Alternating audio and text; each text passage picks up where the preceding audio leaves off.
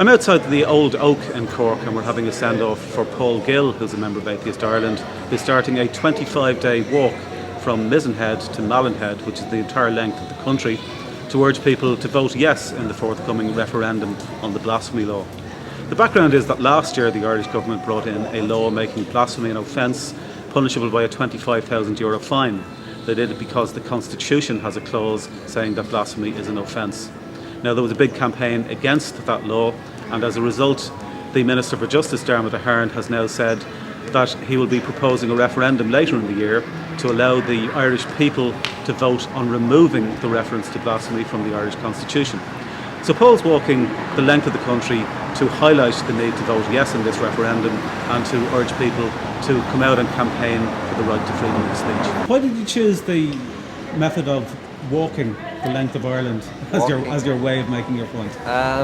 I've spent a lot of time abroad in the Far East and Asia, travelling around teaching English, and I spent a lot of time on the road, backpacking around India, Vietnam, Cambodia, various countries. So I enjoy being on the road. I have fond memories of being on the road, and I consider it a road trip with a good cause behind it. Is this the longest walk that you'll have made? Certainly, yeah.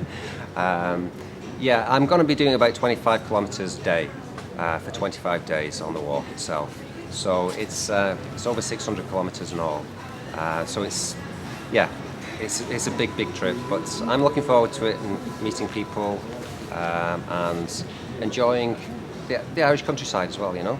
If you live somewhere on the west coast of Ireland and you're interested in meeting Paul, giving him some support or just having a pint with him at the end of the day, you can get onto our website, Atheist Ireland, at atheist.ie.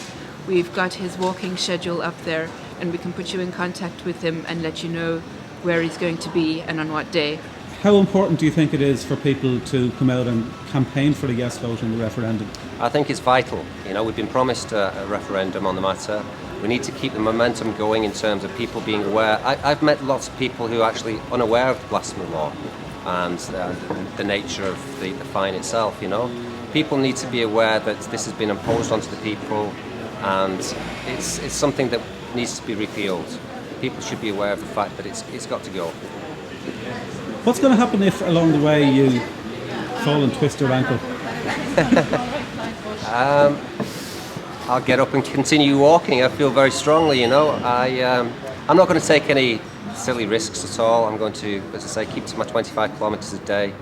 I'll be meeting people along the route as well who are going to help me out with my bag, you know, carry my bag some distance at least, you know.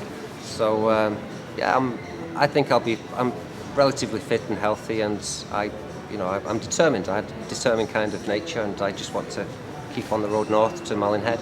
I'll be following Paul on some of the way, and we'll be videotaping his route, and we'll be putting some of the videos up on YouTube. So if you check back, you can follow his progress, and if you want to come out and support us. I invite everybody to come along, you know, and meet me along the way. As been mentioned before, you know, the route is available on Atheist Ireland and Facebook.